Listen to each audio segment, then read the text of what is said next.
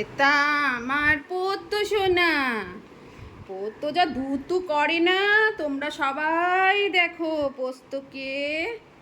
ও কিন্তু ভীষণ ভালো ছেলে, কিন্তু যখন ধুতু করে ও তখন প্রচণ্ড দুষ্টুমি করে, সামলানো যায় না, ঘুরতে থাকে। বলছি খেয়েছিস এখন, খেয়ে দে, আমি এসি চালিয়ে দিয়েছি, তুমি ঘুমিয়ে পড়ো।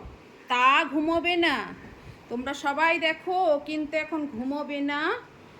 ও এখন আমার সঙ্গে খেলবে, ঘুরে ঘুরে আমার সাথে খেলছে।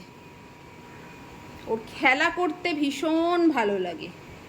কি দৌড়োদৌড়ি করে, প্রচণ্ড দৌড়োদৌড়ি করে।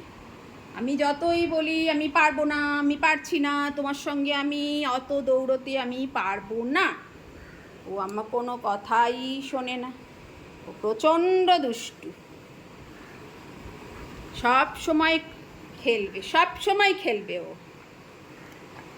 বল নিয়ে, তারপরে সেই রোপ দিয়ে যে খেলনাগুলো হয় ওদের, ওই সব নিয়ে। তারপর তো আছেই জলের বোতল, রান্নাঘরের চা ছাঁকনি, মানে যত যাবতীয় আমার সংসারের জিনিস আছে সব টেনে টেনে নিয়ে এসে খেলা হবে। আর যেটা তো ওর মুখে যাবে সেটা তো আর কোনো দিন ফেরত আসবে না, আর ফেরত পাবো না। আবার দুষ্টুমি করে আমি যদি রাগ করি তখনও পোস্ত বুঝতে পারে। দেখুন ওকে, ও একদম কিন্তু এখন শুয়ে পড়েছে। হ্যাঁ, ও মায়ের এখন আদু খাবে, আদু খাবে। ও তো মুখে বলতে পারে না কিছু, ও বুঝিয়ে দেয় এখন আমাকে আদর করো। এখন মা ওকে আদর করবে, ও চুপ করে বসে বসে আদর খাবে। আমার পোস্ত সোনা, পোস্ত সোনা বসে বসে আদর খাবে।